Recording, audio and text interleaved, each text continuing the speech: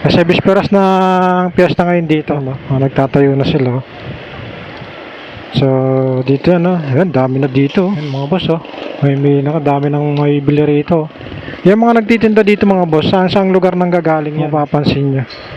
Lalo nung araw daw, sabi nila ng mga taga rito, punong-puno to.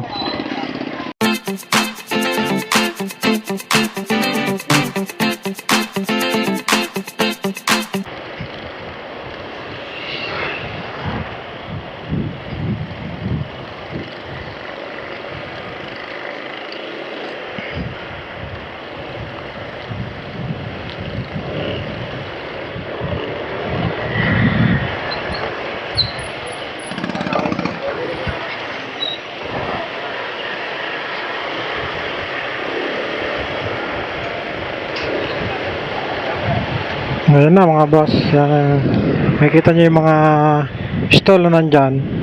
Kasi bisperas ng piyesta ngayon dito. Ayan, nagtatayo na sila. So dito yan, ayan, dami na dito. Ayan mga boss, may nakadami ng may bili rito. Yung mga nagtitinda dito mga boss, saan lugar nang gagaling yan? Mapapansin nyo. Lalo nung araw daw, sabi nila ng mga taga rito, punong-puno to.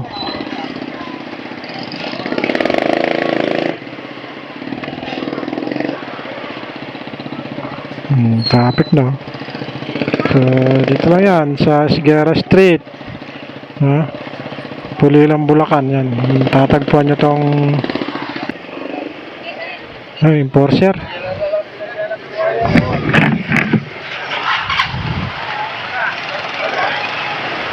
Sige dyan, deng.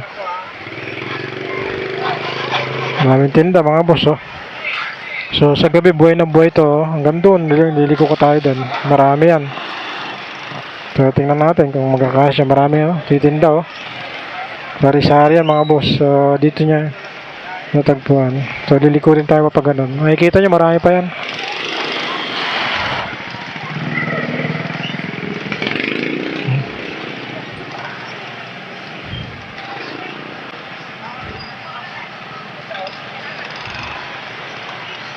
Kasi pwede pa kayang dumaan. Hindi na. Hindi na yata pwedeng dumaan dyan. Diretso na. Hindi kasi pwede pa ba?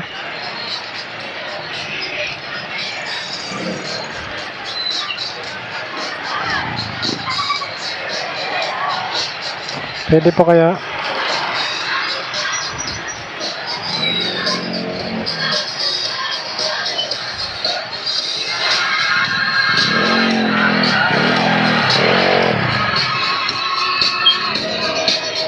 Hindi na. No entry. Boss, pwede ba motor dyan? Ayan na ka.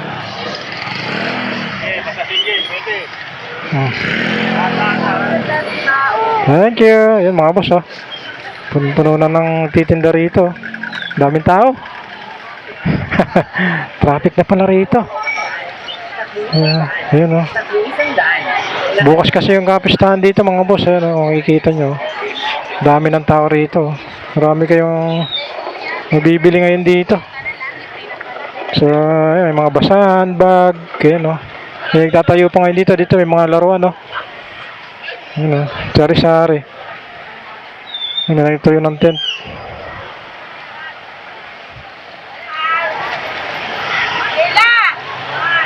Ayan, mga damit, shirt mga boss. Ayan mamili na lang kayo ng nyo. Tianggian pala to pag nagpiesta sila sa kanila dito. Tianggian. Dami mga boss, may mga kutsara. Gusto mo malengke, meron ding gulay. May mga punda. Dami di ba?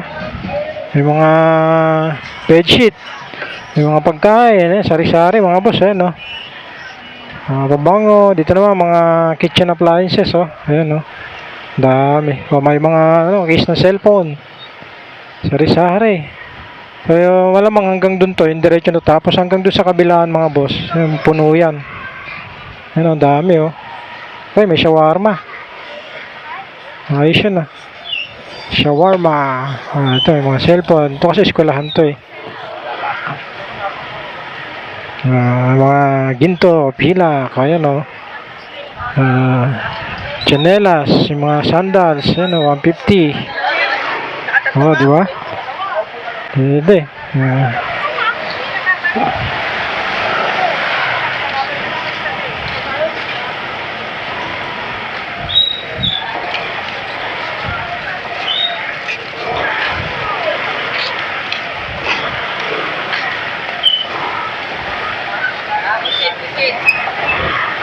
Ano? Calamares, oh. Mangga. Walang magano tayo rito. Gusto kong maghangin.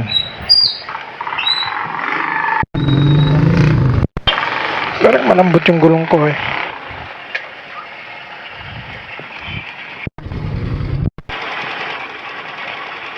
Hindi naman, ayos lang.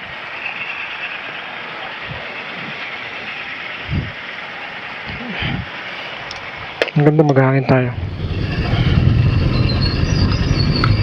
Medyo may lambot akong nararamdaman. Maghangin tayo rito.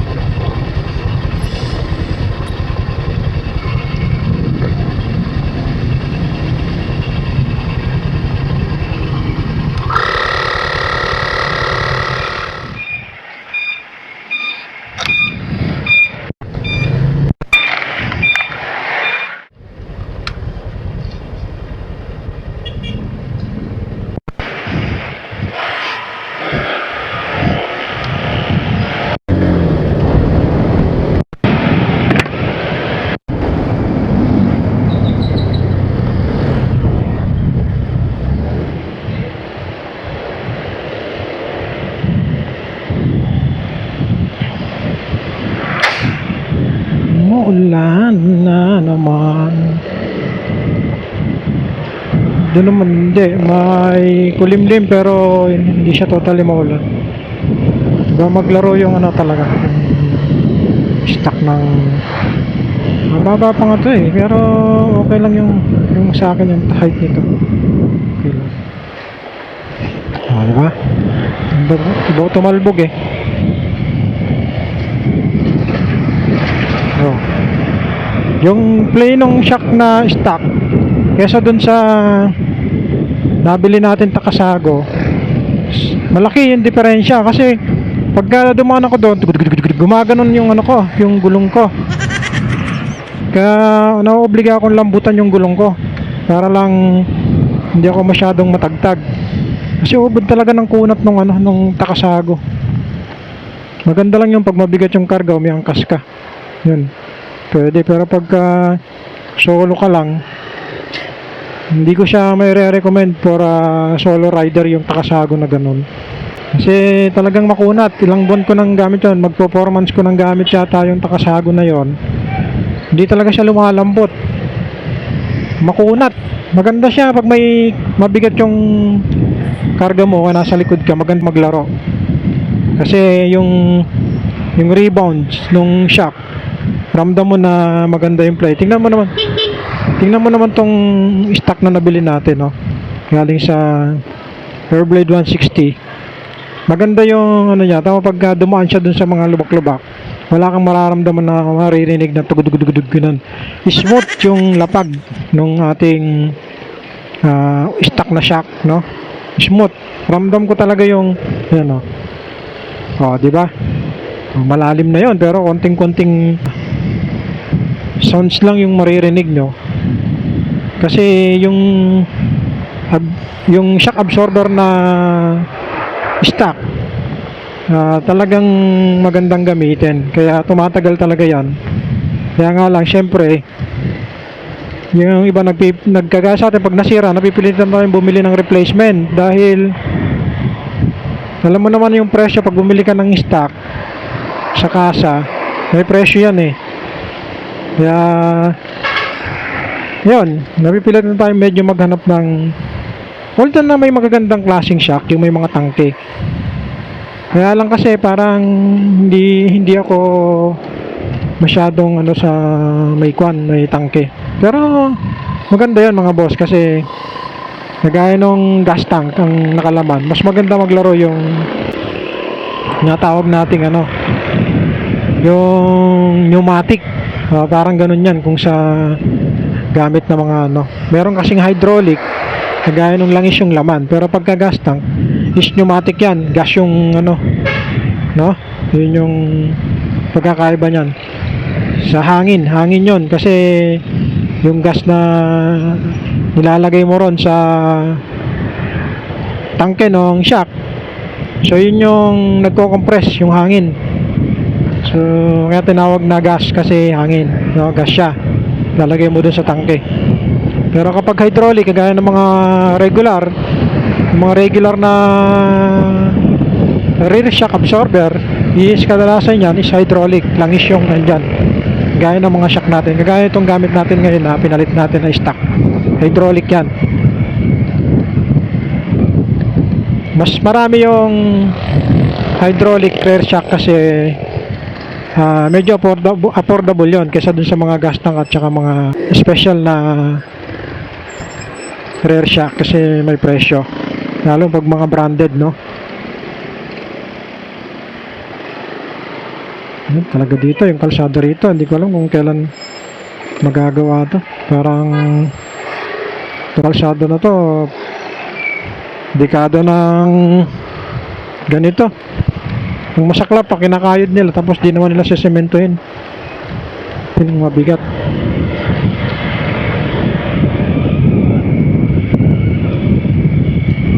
Santa Rita, giginto na tayo.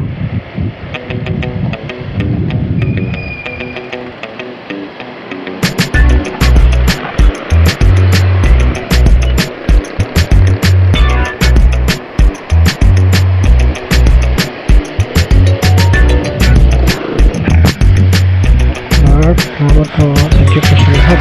Salamat po sa mga pagkakakalit.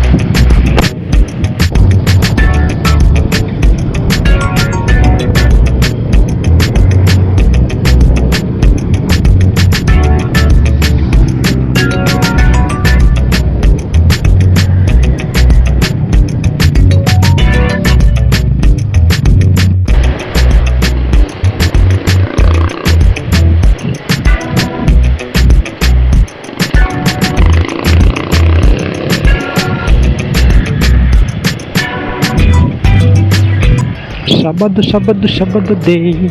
Sabi ko, putik. Kakaugas lang natin eh.